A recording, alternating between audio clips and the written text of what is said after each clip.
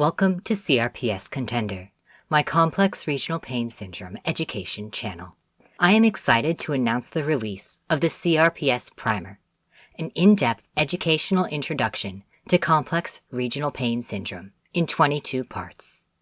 These mini articles are on the various systemic mechanics of how this condition can affect the body and are split between CRPS in plain English explanations, practical tips and tricks to help manage and mitigate symptoms in daily life, and the journal articles that were used to create this primer in case you'd like to take a deeper dive on your own or show a particular paper to a provider or a loved one. While this primer is not intended to be an advanced course on the molecular mechanisms or broader systemic effects of CRPS, nor should it replace personalized healthcare with a trained medical professional who is CRPS informed, it should be able to provide a solid foundational understanding of this condition.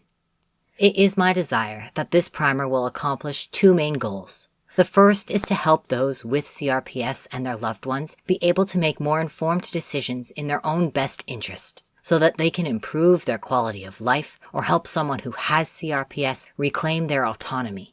And the second is to increase awareness for the broader public about what is happening internally for those with CRPS, so that the delegitimization and lack of understanding and uncompassionate behavior that those with CRPS experience in almost every vector of life is reduced, one person at a time if necessary.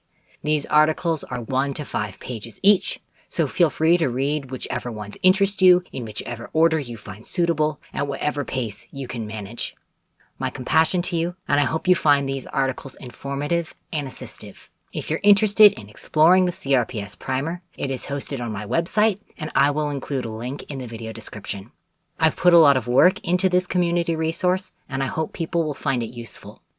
Thank you for watching, and I hope to see you next time.